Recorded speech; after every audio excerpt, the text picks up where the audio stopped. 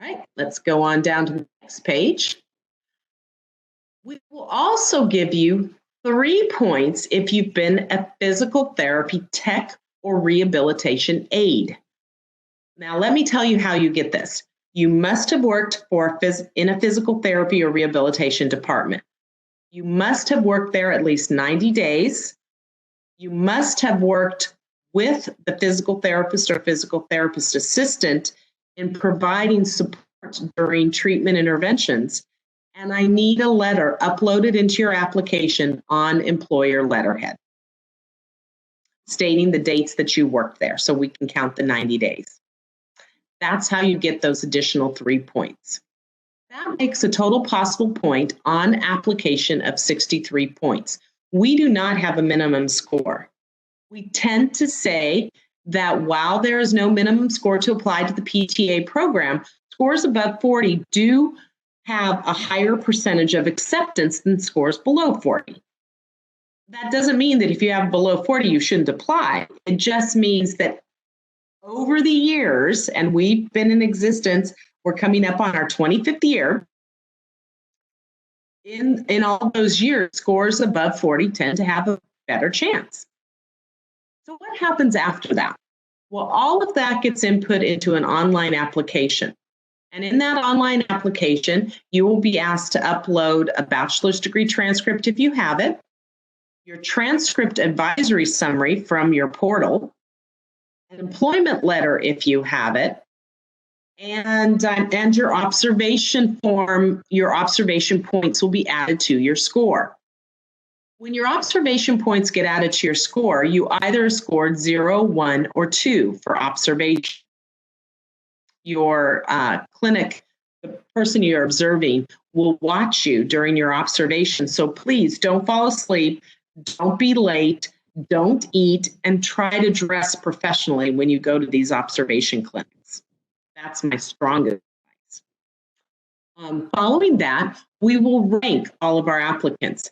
Typically, we get applicants in the range of somewhere between 100 and 150. We are capped at our students entering a new cohort will be capped at 30. Therefore, we will never accept more than 30.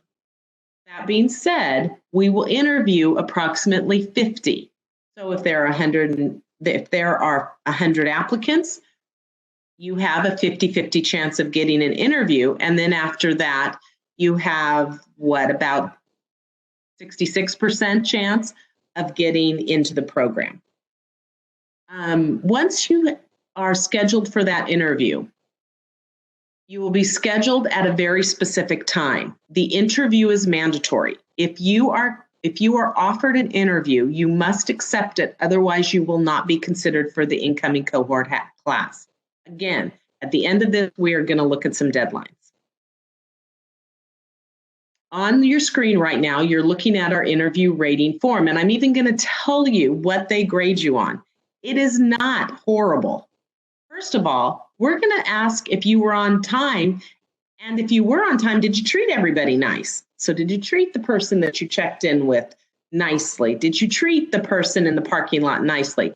Anybody on our team can tell us when an applicant has not greeted them or been professional with them. So don't be unprofessional with the team at Lone Star College, the college that you're trying to get your degree from. We are going to talk about communication.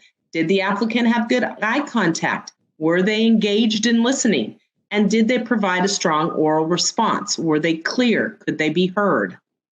On 3 questions. Question 1, 2, and 3. And the only points that are given are not for what you said, but did you answer the question? So many times people speak and they don't answer the question. If you can put it in your mind during this interview that I just need to answer the question, you will be just fine. In addition, we're going to give you an essay to write. And here's how we're going to grade the essay. Do you have legible writing? Did you develop the topic by addressing the question that we asked? Again, really important that you answer the question that's asked. Did you integrate the information, make a connection between your arguments or your points? Did you maintain an organized focus format throughout the writing sample? Did you use good words and sentence structure? And how was your grammar, mechanics, punctuation, and spelling? Remember, you have all had college level English by this point, and we're looking to make sure you have retained both the oral and the written communication that you would have achieved in English 1301. All right, that is our form. So that's not too bad, right? Let me get back to our PowerPoint here. All right, so now you're in. Oh, no, you're still not in. How are you going to improve your chances? Well, first of all, please complete as many of the non-PTHA courses within the degree as possible with A's or B's. That includes philosophy 23, I'm sorry, this slide is wrong, 2306 and biology 2402. Retake biology 2401 and 2402 if you received a C or less, because again, these points are doubled. So that C is only worth 4, where an A is worth 8. Earn bonus points by taking biology and chemistry courses for science majors and Psych 2301. I'm going to have to do some work on my spelling in this. Do not miss the deadline or forget to upload any of the following if they are applicable. Bachelor's degree, employer letter for PT Tech for employment 90 days or greater, and a prior PT or PTA program director letter if you have attended a PT or PTA program previously and been accepted. We need to know about it.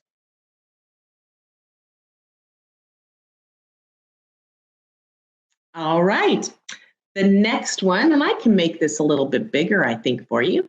There you go. The next one I want to talk about is just a potential. As you apply, we're going to be asking you for drug screens, background checks, and we're going to ask you to draw some blood titers for immunizations. When we do that, I need to tell you that as part of our accreditation and our place as a Texas public institution, any individual who's been convicted of an offense may be ineligible for issuance of an occupational license like physical therapist assistant through the state of Texas.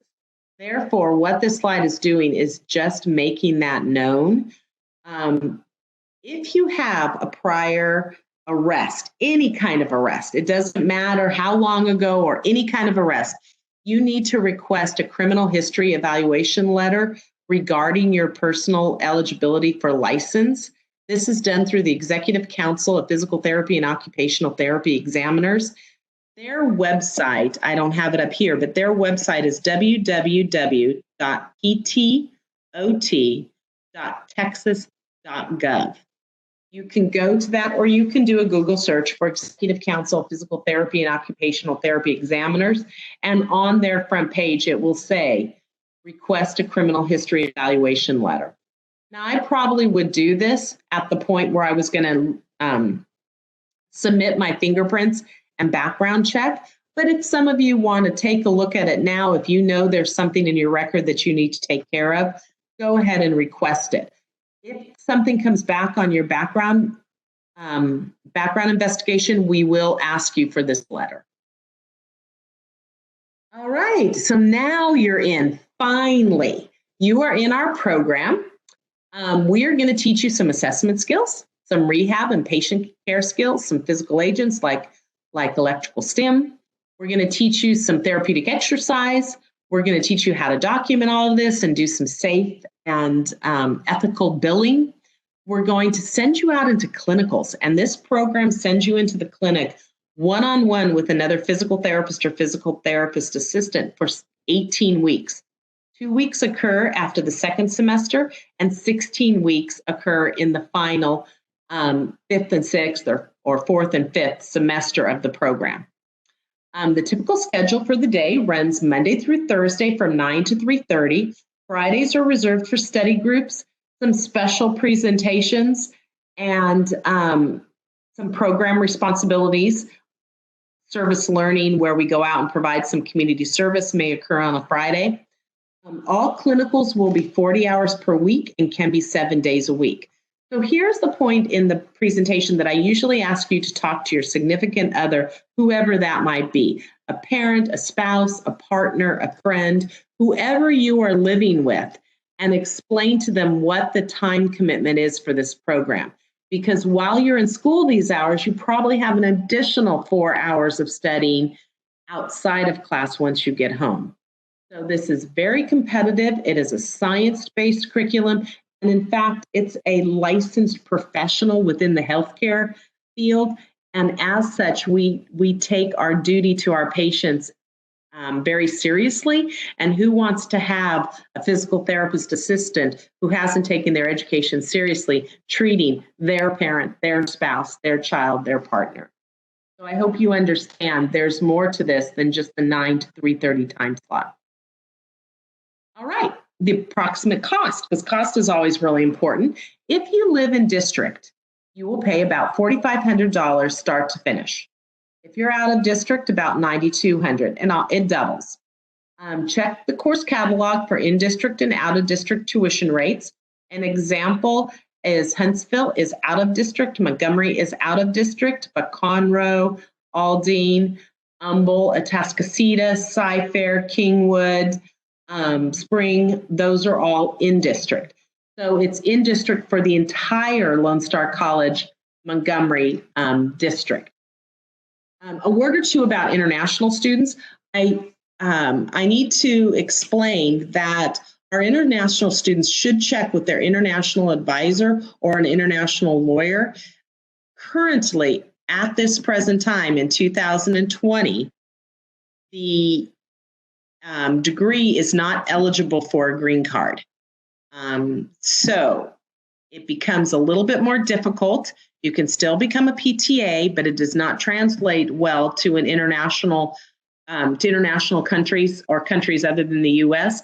So make sure you're checking with your international counselor as well as your international lawyer on eligibility if you want to work with this degree. All right, so let's talking about work. What if you have a job and you have a family and you have bills to pay? No one comes to our program. Our average age of our students is between 29 and 32. I promise you, 100% of our students have worked or need to work during the program. So what we did, because the majority of people who are unable to progress through the program due to academic failure or stress, have that stress because in some part of their life, they are not able to sacrifice that part for their academics. And much of the time it's related to work. So again, a really good conversation to have with your spouse, partner, significant other, parent, friend, child. School versus work. Our students, when we collected the data from their achievement rates, said the first semester they felt like they were able to work 10 hours, which is about a weekend's worth. Second semester, they couldn't work any. It's a very heavy semester with 4 large lab-based classes. Third semester, and this is first, second, third, fourth, fifth of the technical program. So it does not include the prereq semester. Third semester, it's 40 hours when classes are not held. We go to school in the summer, usually from June 1st to August 1st. So you can work for about a week in June full-time, and you can work for a couple weeks in August full-time. Fourth semester, it's weekend. You have 2 clinicals that you're in work 40 hours a week anyway. So most of our students can only work on the weekends. And then the semester, you have 1 clinical and 1 class, but there's more free time by that time. You've finished all of that didactic lecture-based content and you've finished your clinicals. So you have the time to work about 20 hours, and we encourage you to do so as a means to getting a job once you're licensed.